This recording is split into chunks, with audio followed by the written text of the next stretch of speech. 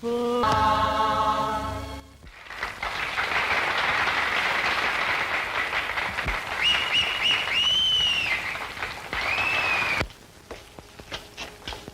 Programme కి జనం చాలా మంది వచ్చారు. ఒక్క టాక్సీ కూడా దొరకట్లేదు. అసలు ఈ ప్రోగ్రామ్ వద్దున్నారా? ఇప్పుడు చూడండి, నన్ను ఎంత తిరగటంలో పెట్టారు. ఆలస్యంగా వ్యక్తి మా ఇంట్లో ఏమనుకుంటారు? ఈ మాత్రం దానికి కంగారు పడితే ఎలా?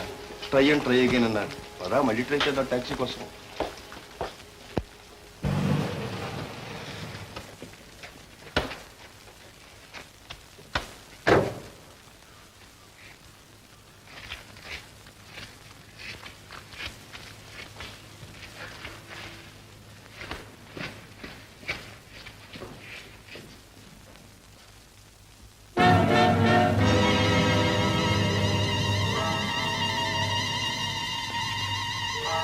ఎక్కడికి వెళ్ళావే ఎంతసేపు?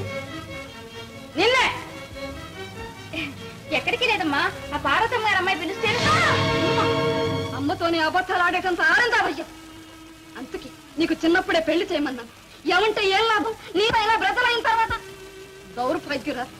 ఈ పై మోజులు 4 రోజులే ఉంటే ఆ తర్వాత జీవితాంతం ఏడుస్తూ కూర్చోవలసింది. లేకపోతే కలిగిన వాడితో పెళ్ళైతే నీకు నాకు బాధ ఏముంది? కానీ ఆ కుర్రవాడి తండ్రి ఈ పెళ్లికి ఒప్పుకోడు, ఈ పెళ్లికి ఒప్పుకోడు. వాళ్ళు భాగ్యవంతులు, మనం పేదవాళ్ళు. ఎప్పటికీ పొత్తుకోదరదు. నేనేం చేయలేదమ్మా. ఇంతకంటే ఇంకేం చెయ్యాలి? పెళ్లిడికి వచ్చిద్దాలి. పెళ్లి కాకుండా నేను సర్వస్వం ఒకరికి అప్పగించుకుంటే ఇంకా నీకు దక్కేదేమిటే? నేనేం తప్పు చేయలేదమ్మా. తప్పు నువ్వెందుకు చేస్తావు? తప్పు చేసింది మేము. వీటిలోంచి తెచ్చి పెంచుకున్నందుకు వీధి బొద్దులే వచ్చాయి.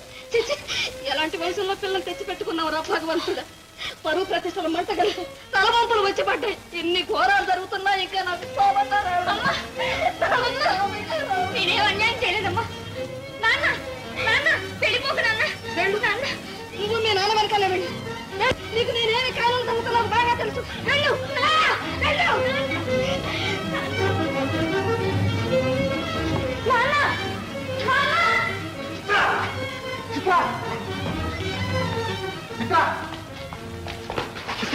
ఎక్కడికి? ఎక్కడికో. ఏం చేస్తావు? చస్తాను, సరేనా? చూడండి, జనం పోతున్నాయి. నీ పుణ్యం ఉంటుంది. వెళ్ళండి. సరే, ఆ పక్కకి మాట్లాడుకుందా. వదలండి. వచ్చానుగా, ఏం చెప్తారో చెప్పండి. నేను నిన్ను పెళ్లి చేసుకుంటా. అబ్బాబా, ఇక్కడ కూడా తయారయ్యారు. నోరు తెచ్చుకు చూసేవాడు. Taxi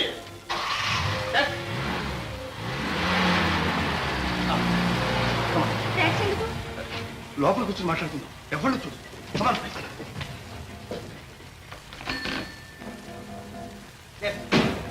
left side, left side.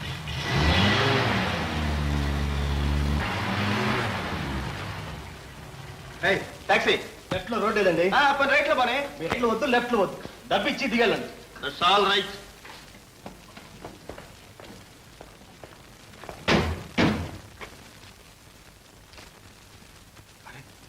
Purse కోటి జేబులో ఉండిపోయింది. సరే, వచ్చిన చోటే బాని. అదేం కుదరదు. డబ్బు లేకపోతే పోలీస్ స్టేషన్కి వెళ్ళాల్సిందే. మేము రా. కాస్త తీసుకెళ్ళి. చిత్త, నన్ను పట్టించాలని చూస్తున్నారా? నాకు అక్కర్లేదు, డబ్బే కావాలి. అదిగో, నగల దుకాణం ఇంకా తెరిచి ఉంది. ఇది అమ్మేసి డబ్బు తీసుకురండి. చిత్ర, అబ్బా ఏంటండి?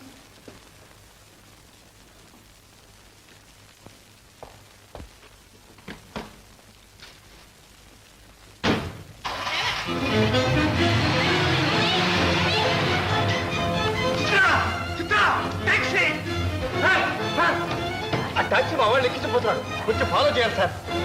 Thank you, thank you sir. పదండి సార్.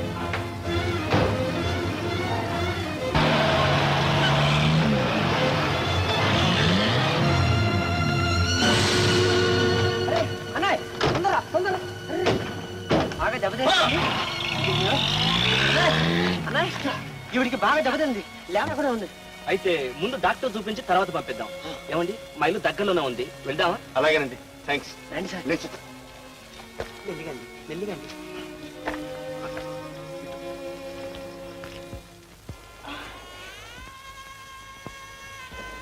మరేం లేదు, బాగా షాక్ తగిలింది. రాత్రి కదిలించకండి, పొద్దున్న క్లాస్ చెప్తున్నాం. Thank you doctor. ఒరే అంజీ, డాక్టర్ గారిని వదిలేసి థియేటర్కి వెళ్ళొస్తాను. వీళ్ళకి ఏం కావాలో చూస్తాను. అలాగే అలాగే.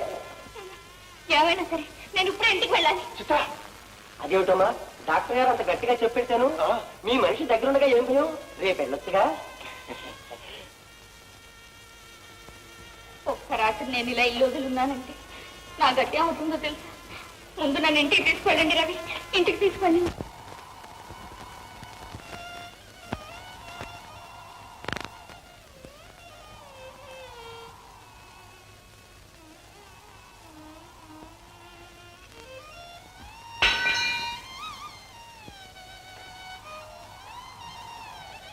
వచ్చా ఇదిగో చూడండి. కాదు, నాకేం చెప్పక్కర్లేదు. నువ్వు కోపంలో ఉన్నప్పుడు మాట్లాడితే మనిషివి కాదని నాకు తెలుసు. అందుచేత చాటుగా ఉండి అన్నీ విన్నాను, వినే పారిపోయాను. మంచి పని చేశారు. ఇంతకు ఆ దౌర్భాగ్యరాల్ని ఎక్కడ వచ్చి వచ్చారు? ఎవరిని? చిత్తర్ని. అది నాన్న నాన్న అంటూ మీ వెనకాలే పరిగెత్తుకుంటూ వచ్చిందిగా,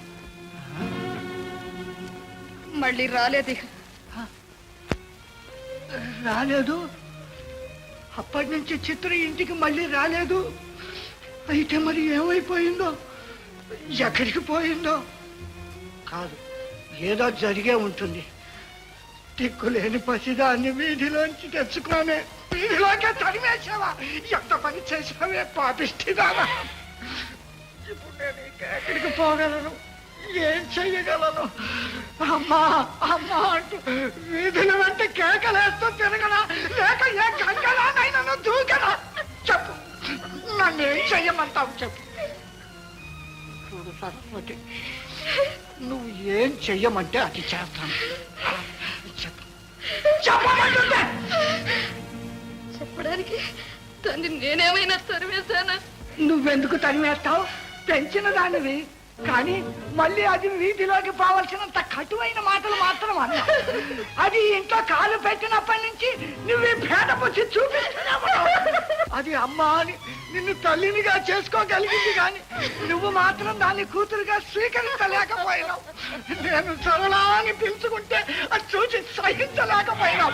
సరళ ఎప్పుడా చచ్చిపోయి, కానీ చిత్రను మాత్రం చేతులారా చంపేశావు. ఈ యథార్థానికి బాధ్యత నీదే. ఇవాళ నువ్వైనా చావాలి, నేనైనా చావాలి.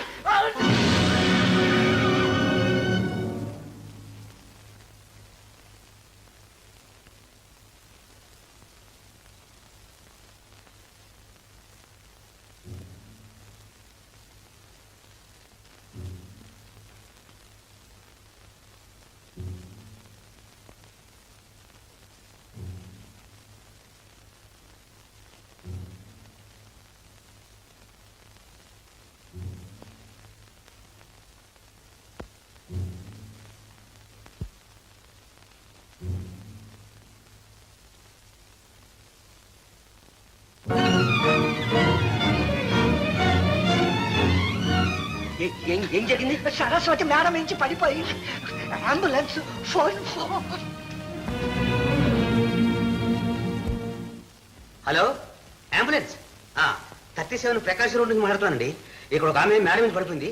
వెంటనే అంబులెన్స్ పంపించండి. ఎవరండి? మీరు భార్య మేడం మీద పడిపోయిందంట. Hello, police station. అదేంటండి పోలీస్ స్టేషన్ ఫోన్ చేస్తున్నారు? ముందుగా పోలీసు రిపోర్ట్ ఇస్తే ఎందుకైనా మంచిది, మన పీక చుట్టుకోకుండా ఉంటాయి. చూడండి ఇన్స్పెక్టర్ గారు. అన్నగారు, అంబులెన్స్ రావడానికి ఆలస్యం కావచ్చు. మీరండి ఒక టాక్సీ తీసుకురండి. టాక్సీ.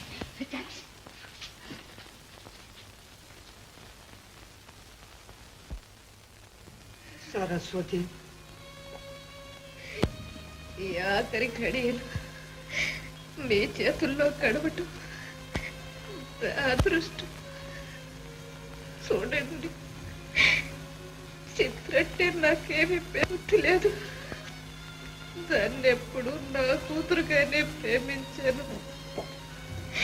కానీ వయసు వచ్చిన పిల్ల కాలు జారితే దాని బ్రతుకు పాడవుతుందని తల్లిగా మందలించాను. ఇలా జరుగుతులేదు. సరస్వతి, ఒక్క మాట, పాపిష్టిదాన్ని మీ కోరిక చెల్లించలేకపోయాను. చిత్తర్ని సరళాన్ని పిలవడానికి అంగీకరించలేకపోయాను. నేను మన సరళ దగ్గరికి వెళ్ళిపోతున్నాను. ఇక సరళని చిత్తర్లోనే చూసుకోండి. చాలా వీక్గా ఉంది. ఉద్రేకం కలిగించే విషయాలు ఏవి అడగకూడదు. చూడండమ్మా, ఈయన మీ భర్త గారేనా? ఈ సంఘటనకు ముందు మీరిద్దరేమైనా ఘర్షణ పడ్డారా? ఆ తగాదాలో మీ భర్త మిమ్మల్ని మేడ మీద నుంచి తోసేశారా? ఆ మాట నా చేత అనిపించి వారిని నాకు దూరం చేద్దామని. ఏమైనా మీరు నిజం చెప్పాలి. నేను నిజమే చెప్తున్నాను. వారు నన్ను చంపాలని ఎందుకు అనుకుంటారు? వారి కేసు చూడండి. నా కోసం పసిపిల్లాళ్ళ ఎలా ఏడుస్తున్నారు. వారు తప్పేం లేదు, నేనే పడ్డాను. వారు తప్పేం లేదు, నేనే పడ్డాను. వారు తప్ప